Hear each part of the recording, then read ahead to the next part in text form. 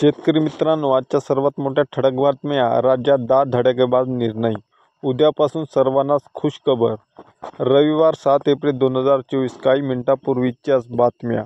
तर शेतकरी मित्रांनो, सर्वात मोठी पहिली बातमी.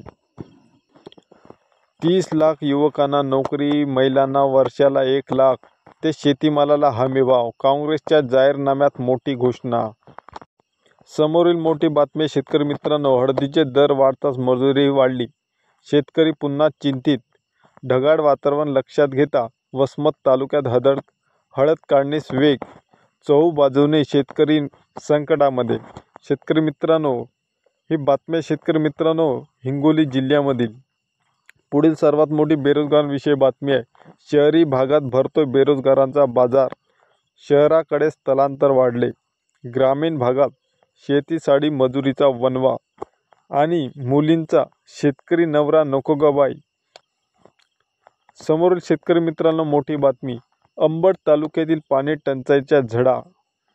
45 ट्रॅक्टरद्वारे पाणी पुरवठा. पाणी टंचाईमुळे ग्रामस्थांची भटकंती. पाण्याचे स्रोत झाले कमी. मार्चपासून टँकरची संख्या वाढली.